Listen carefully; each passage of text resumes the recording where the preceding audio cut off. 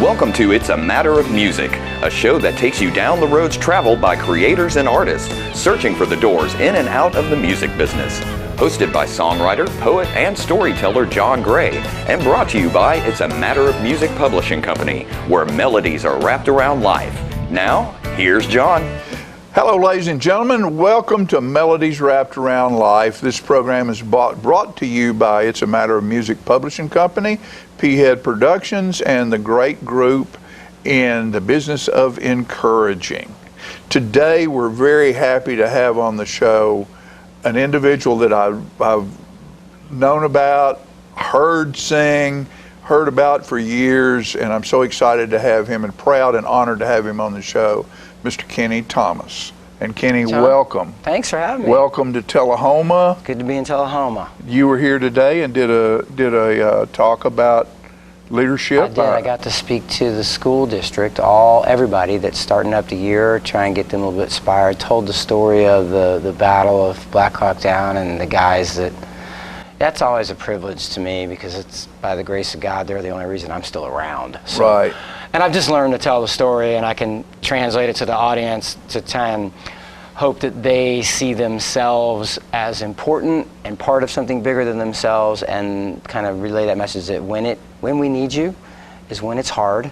Obviously, y'all have been, the Tullahoma School District's had some tough times but they've come through it with the Sure. COVID. We've all come through it on the other end of it. And when we need you is when it's hard and you're being counted on. That's a choice you got to make, whether you want to step up or not. And I love the fact that we're getting back out on the road and doing that. Yeah, it's been a minute. Yeah. Well, and you spend a lot of time as a motivational speaker. I do. It's now you were a Ranger, military man, we'll get into that after the commercial break, and did a little work over there in Somalia. Yeah. And other places as well. You transferred that when you got out into music and have done some really nice things in music. I love your music. I love what you choose to sing about. Right. And then you've transferred that over into advocacy for veterans, which is a very important thing for me as well.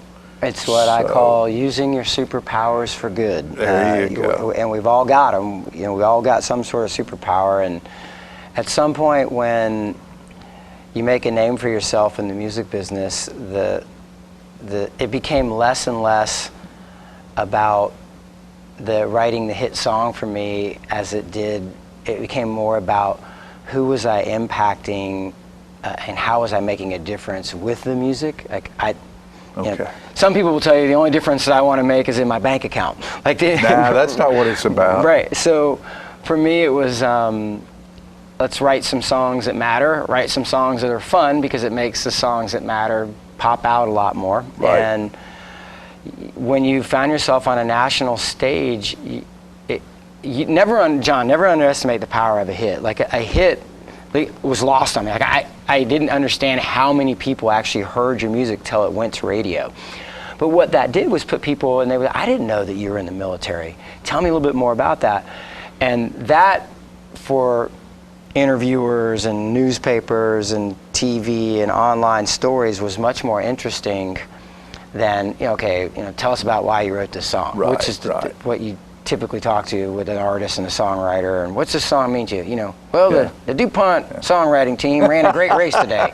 It's the same answer. Right. So they would talk to me about being in the military, and when I was part of something like the Black Hawk Down, it's your obligation to make sure that you tell that story about the guys you were with. And I've learned how to do it. So the speaking.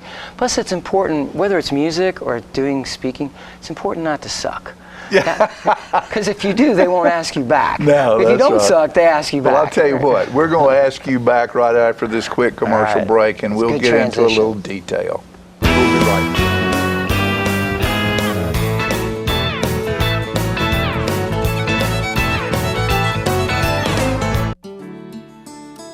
I am tremendously blessed to be living at Parkview and very happy to be part of a loving and caring community. Best thing you can say is this really a great place to live? That's all there is to it, no doubt about that. It's your home. You just do what you would if you were at your private home. You know, we love it. It's great. It's just like having a whole neighborhood around you, and it's fun. It's just a great place to live. Get your news first, fast, and free with your news leader on 6 every Tuesday, Thursday, and Saturday nights at 6, 8, and 10 p.m. Local weather, sports, community calendar events, and a comprehensive look at the latest news stories and news makers as only a video news broadcast can do. Get it first, fast, and free with News Leader on Channel 6, your local information network.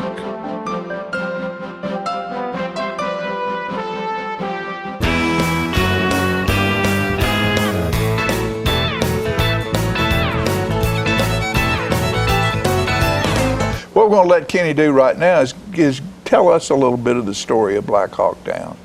Well, that would require a couple beers and a couple hours. I know. So I'm going to condense it quite a bit, but most people know it. It really wasn't in the public eye until the movie came out. Most people didn't even know it had happened. And my part, and there were three units in the fight. There were the Rangers, the Delta Force guys, and then the 160th helicopter pilots and their crew. And the original mission was a raid. We were supposed to hit a building in downtown Mogadishu, grab 2 people that were on our most wanted list, and then exfil them out of there. And it was just a quick grab, much the same way we did everything over in Afghanistan and Iraq. Right. And that's exactly how it went down. The mission was done. We were ready to go home, and that's when everything changed. There was a helicopter flying over the battle space, just covering us, and they got shot down. So then everything changed.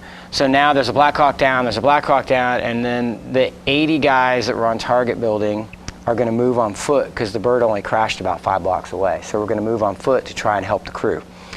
The guys that were on the vehicles that had just driven away with the prisoners were turning around to go meet us there, and they were getting hammered out in the streets. And so what ended up happening is we ended up fighting all night, and history, the recount was that at that point in the battle we were outnumbered 10-1. And I will tell you, I never saw 10 guys at one time, but I saw twosies and threesies everywhere. So and out of the 130 people that were in that fight, 78 were wounded and 19 were dead. So there weren't many of us left. By the time the morning came and the vehicles finally pushed through, we had to load all of our wounded guys up.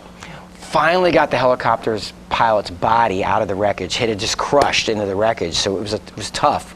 And it didn't happen as fast as we thought it was going to happen. And we had to fight all night, and by the time we had so many wounded guys, we couldn't get out of there. So we had to wait. We had to wait for vehicles. Right.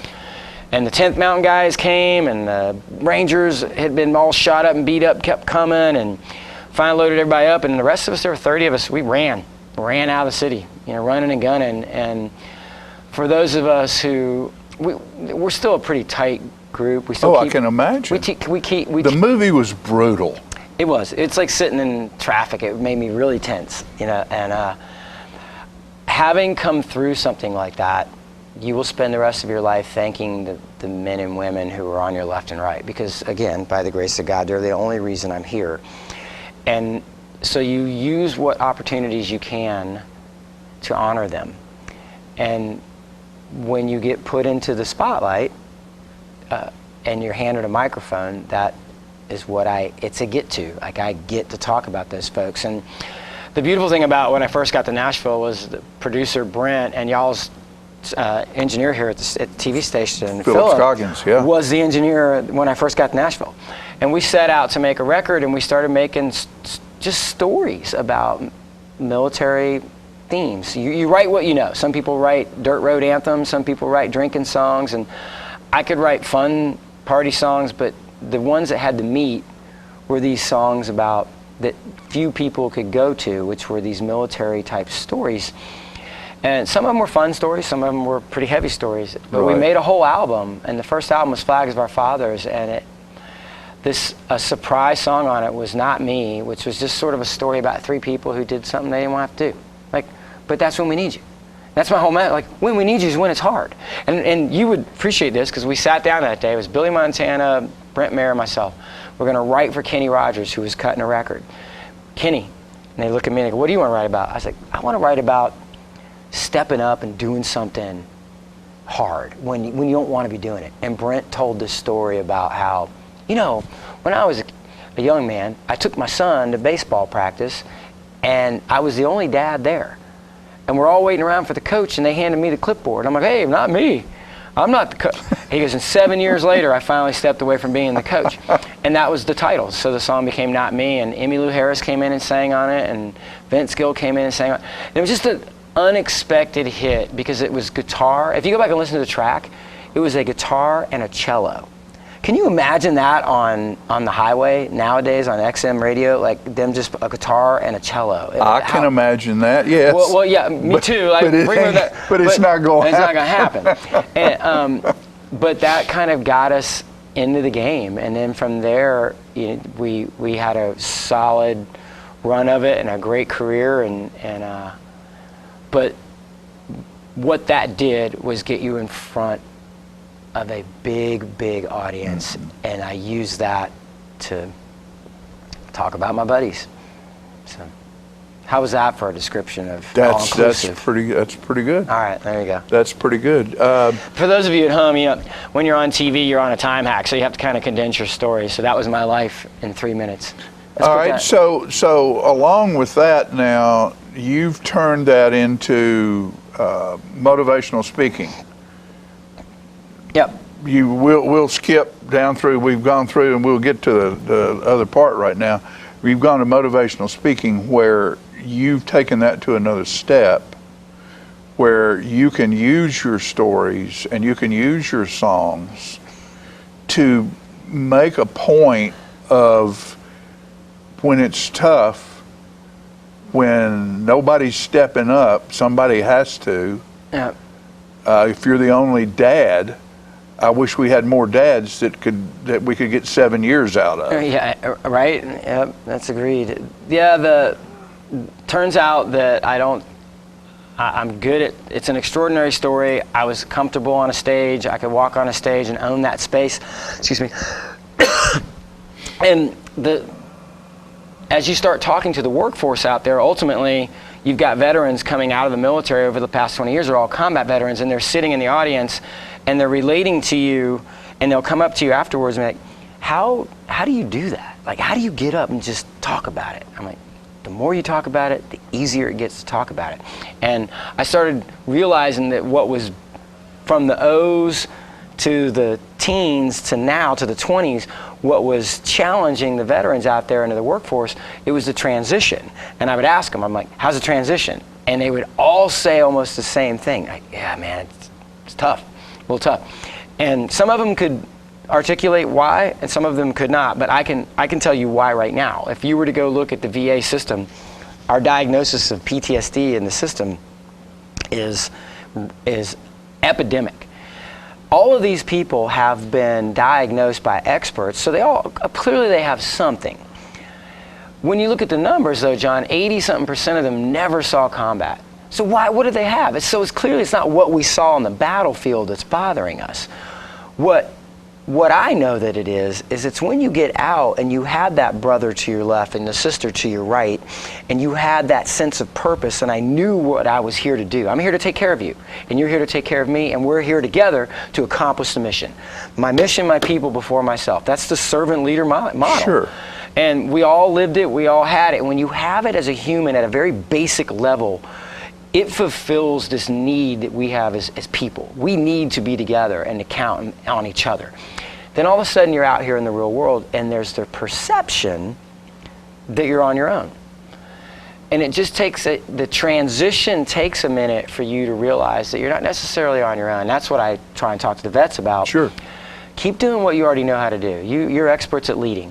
You know how to set an example for others to follow. You understand the team concept. Keep preaching that, because some people have just never heard it. And if you be the example of it, walk the walk, talk the talk, people will begin to follow and take suit.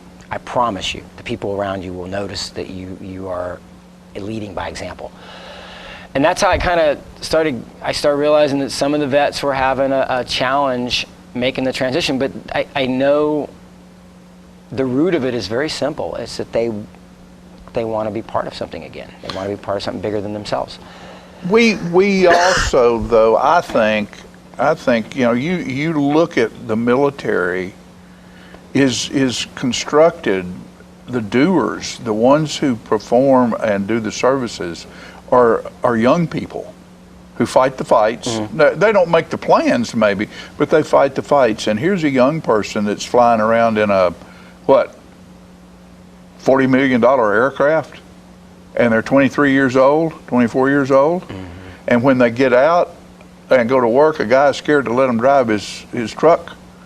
They're used to having equipment and being trusted with high dollar equipment and people around them who can help them make that work. And then all of a sudden they're out, and the trust factor with, I'm going to let you use my brand new skill saw. I don't think so. Well, I just got through flying a $40 million aircraft for X amount. A lot of that makes the transition hard. It does. I think we don't set it up good for them. However, no one ever promised you it would be easy, and I also make them say that one. And if it were easy, you wouldn't value it. We value the things we have to work for. The key word in what you had to say there was trust.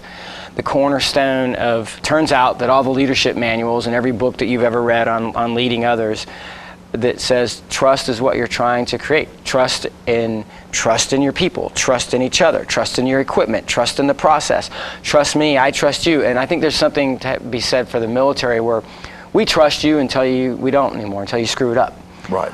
I think that the perception can be flip-flopped out here that, I don't know who you are, so I don't know if I trust you yet. And that's a tough one. Yes. For everybody to make that transition to. And that is another thing that if I'm going to advise or coach someone making that transition, I'm like, okay, look, you have to think of it, you've landed on foreign soil. You have to learn their language, and you have to learn their way of doing things to win hearts and minds. Like, this is the Special Forces mission. Like, you know how to do this. If you get out and expect everybody to talk your language and cater to what you need, you're going to have a rough go of it. And if it's 2 years later and you've gotten out and you're still standing there saying, man, people out here just don't get it, and you might want to take a look in the mirror, because you have the capability of adjusting fire. You can do it. I know you can, because you've been through the military, and I know you can. I just don't know that this system is set up where anyone's telling them that. It's not gonna be easy. You're gonna have to get out there. We owe you more as a nation, for sure, and I think that's part of the problem. We keep hearing, well, we owe you. Yeah, you owe me. And that's a dangerous position to be in as well, headspace, because then you want things to come at you easy. You still gotta work for it. And I think the system can definitely be improved to make those avenues of healing, those avenues of hiring, those avenues of approach more accessible for the veteran. I truly believe those can always be better. But the good news is, I believe that that big giant battleship that is the VA is trying to right itself. They understand, because it's getting infused with new blood. Right. Who understands the different challenges of a person who has deployed 6 times and comes back and forth between real world and combat. Combat, real world. Not so real world, real world. Combat begins to feel like the real world to them. Then they have a hard time transit. You know what I'm saying? So they're learning, the VA's learning how to do that, how to disseminate information more readily available for the soldiers and for the families. I'm optimistic there, but good. I am. The key word being, it's not going to be easy. No, well, it's just like this pandemic we've just gone through. A lot of jobs that people had will never exist again. You can't wait on the job you had before, because it's never going to come back. Yep. We have to re-educate. We have to retool ourselves. And a lot of that, it takes understanding, and the people in charge need to make sure that folks understand that job's not there, but there's 10 new jobs that you can do if you'll educate yourself to do it. Yep. So With that said, we're going to take a quick break, and we're going to come back and listen to some of your music. Let's listen to some music. Yeah, we'll be right back.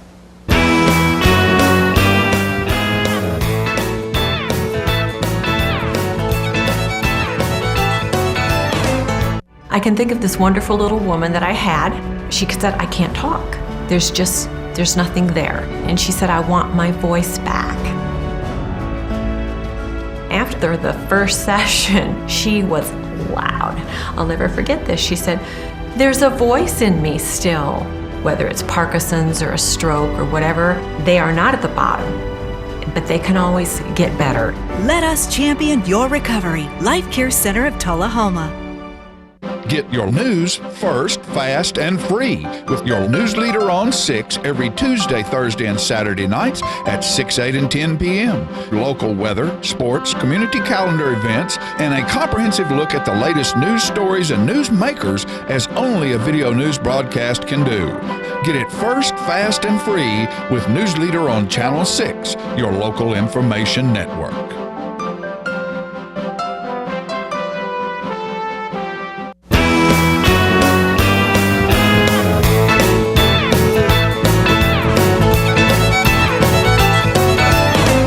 All right, ladies and gentlemen, we're back, and we're proud to have today on the show with us a soldier, a storyteller, a motivational speaker, and an advocate for veterans, and a songwriter, singer, and player. Welcome, Mr. Keni Thomas. I should get a business card. That sounds pretty good. Keni? My kids know me for the music. They like to sit in the back of the car and go, "That's Daddy!" They don't know anything about the rest of it. And how many children do you have? We have 2. I was late to the game, and it's been a blast. I have a 5-year-old and a 2-year-old. Oh, good for you. It's so much fun. You'll stay young for a long time. Yeah, I'm 73. Look at me. Yeah, you look good. Yeah, I'm 72, good. And you look a whole lot better than I do. It is. It's a blast. I'll tell you what, though, man. It gives a whole new meaning to set the example for others to follow, and it's a quiet reminder every day, because like Jet's too, and I'll be out on the tractor mowing the field or something, and he comes pushing his little plastic bubble blowing lawn mower across the field, just huffing and puffing. He doesn't care. He's walking all the way because Daddy's out there, and I'm going to do what Daddy does. And you start realizing, wow, he doesn't know that there was COVID. He doesn't know that there's that Key, our dog, is a service dog. He didn't care that Tim Tebow's got drafted back, is playing in the NFL again.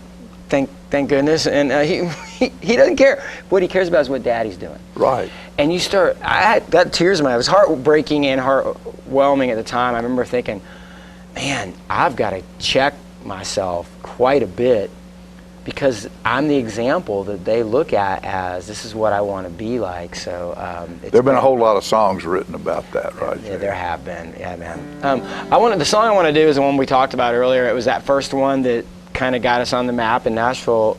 Brent Mayer, Billy Montana, and myself wrote the song, and I'll usually play this at the end of the speech, and I'll tell the audience, I'm like, hey, what, it just took me an hour to talk about taking care of each other, and when we need you is when it's hard. I can sum it up in a 3.5-minute song. And this is 3 people, I know them all by name, they all had to step up and do something they didn't want to have to do. And nobody wants hard times, but unfortunately that's when we need you. If it was easy, I could handle it on my own. That's right. So this song's called Not Me. It's stepping up. And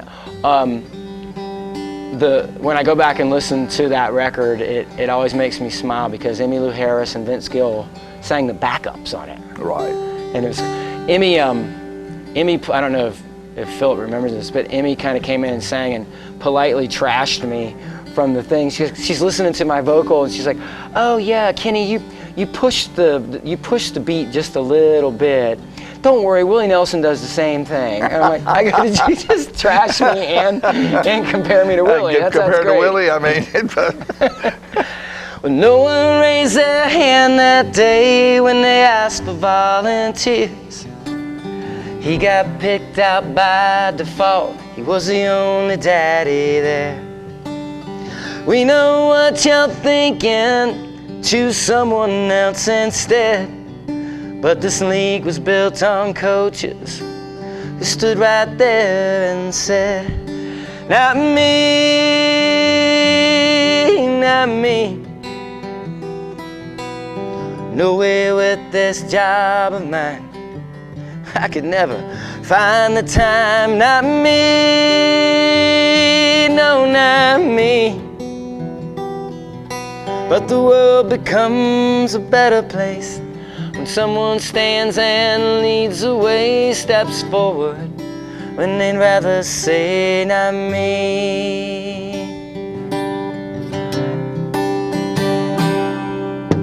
The judge says you're the oldest, makes you the legal guardian. I'm sorry how you lost your folks, but there's no next of kin. A brother and a sister, she knew how hard it's gonna be. But she softly said, I'll raise him, while the voice inside her screamed, not me, not me. I can't believe what's happening. This isn't how it's supposed to be. Not me, no, no, not me. But the world becomes a better place when someone stands and leads the way, steps forward when they'd rather say, not me.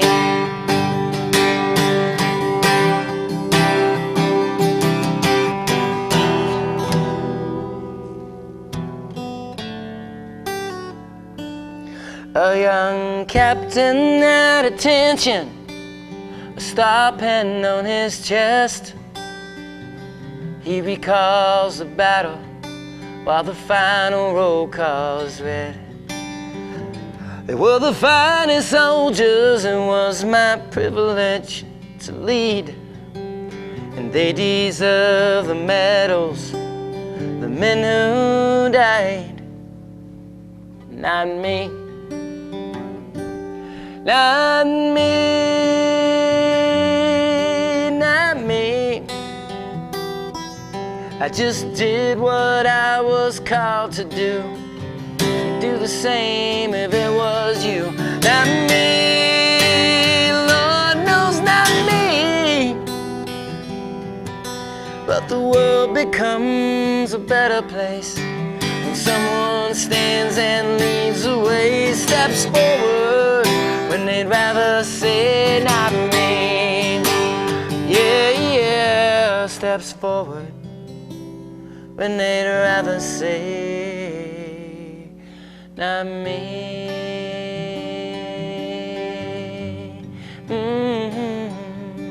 Not me.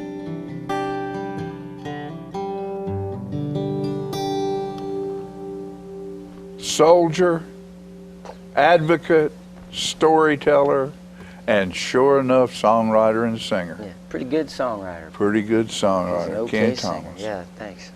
That's a big song right there that tells and teaches a whole lot to a whole lot of folks. And It does. you know, I tell the kids that come before me that I get to talk to from the high school, the first thing you have to do is show up. You can be smart, you can have all the education in the world, but if you don't show up, it makes no difference. You have to be prepared when you show up, and you have to have persistence to be successful. And that song includes every bit of that. Persistence. And I Yeah, wish I could have said it for you, but you did it for yourself. Yeah, thank you, buddy. Isn't it funny, I always tell people there's nothing new under the sun that's ever been talked about and written about as far as what makes someone a great leader by example. And words like persistence and being present and the things that you talk about, it doesn't trust, it doesn't change. But when you and I try and impart this wisdom on people, they look at you like, oh, you're so wise. since biblical times. They've been Right, teaching this one. These are all things that we know it. We just forget sometimes to go out and do it. And every single bit of it starts, got to show up. Got to show up. And a friend of mine, General Bart Burton, who Petraeus called him the Tony Soprano of Baghdad. He's from Tullahoma. And one of the things that he says that I say now as well is never forget the command forward. You cannot stay in your pity pool. You have got to move forward, to be successful. Yep. And you've done that. With life. Yep. Well, thank you. It's not lost on me that I get to do this, and that I'm going to go get in the plane and go someplace else and do this again. And do it again. Yeah. I really do appreciate you taking your time to, number one, I thank Katrine Stevens for meeting you, she said, about 6 years ago, and calling you here to set the bar for our school teachers and our educational staff to start this new strange year that we're in as far as education is concerned. I'll tell you, if you have children in the Tullahoma school system, I think you can sleep easy at night and rest assured that you guys are in great hands, because I have met these people. They are passionate. They are not afraid of the heavy load that comes with that burden of leadership. Right. And they are ready to get out there, and their end state, their purpose is still focused on your kids. And I asked them, what's their biggest challenge? And it's funny, it's not finance, it's not funding. No. It's parents showing up, parental involvement. So there you go. You got to show up, folks. Show up. Got to show up. Kenny, thank you for being here with us. Yeah, buddy. I hope your travels, you travel all over the country, I assume. And I do. It's all starting to pick up now. I hope your travels are safe. Thank you. There's a lot of crazy stuff going on out there, and I know with your background, you probably stay pretty prepared for most things that can come your way. My wife you have a great companion down here. He licks people into submission. So licks them into submission. Yeah. My wife if you can't see, Kenny's dog is down here. He's down between us. Key buddy. Heidi always says, you're not afraid of anything, and I'm like, you're probably true. The optimistic thing that I want to leave people with is being somebody that does get the opportunity. I go left, I go right, I go north, and I go south. And what I have learned in meeting everybody out there is whatever side of the fence you stand on, everybody wants the same things at the end of the day. Right. We want to know. Red tie, blue tie doesn't make any difference. Doesn't make a bit of difference. With the exception of maybe Portland, it's kind of weird. But otherwise. Hey, I can see by the 0 that we're out of time. We're out of time, and I hate that. Kenny, all right, you guys, God bless. Thank you, my friend. Yeah. God bless you as well. Yeah. And here's our buddy. What's the name? Key buddy. Key. Key. What key are we in? We'll be back next time with Melodies Wrapped Around Life. Y'all be safe out there. For information regarding It's a Matter of Music's catalog and songs written by John Gray, contact John at 931-581-5238 or John Gray at pheadtv.com.